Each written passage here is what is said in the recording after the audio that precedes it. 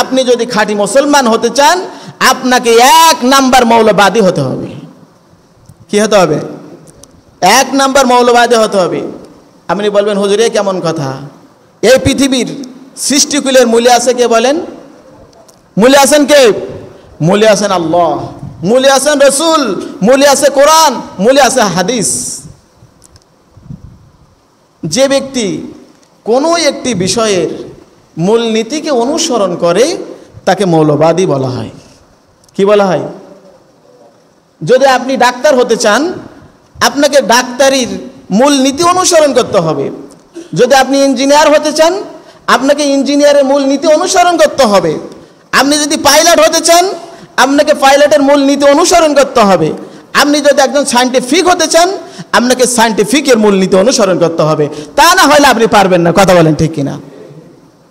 তা আমরা মুসলিম হিসেবে আমরা কোন মূলনীতিকে অনুসরণ করি? কোরআন এবং সুন্নাহ, এই মূলনীতিকে আমরা অনুসরণ করি।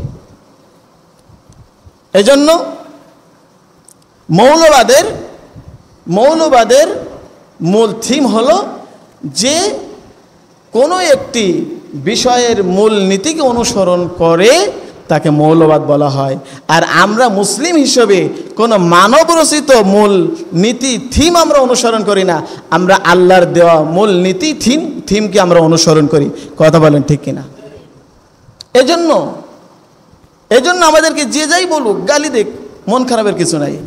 আমরা অতীতে মৌলবাদী ছিলাম, এখন মৌলবাদে আসি, আগামীতে আমরা মৌলবাদ হয়ে থাকতে চাই, মরতে চাই। আল্লাহ কবুল করে, বলেন আল্লাহুম্মা আমিন।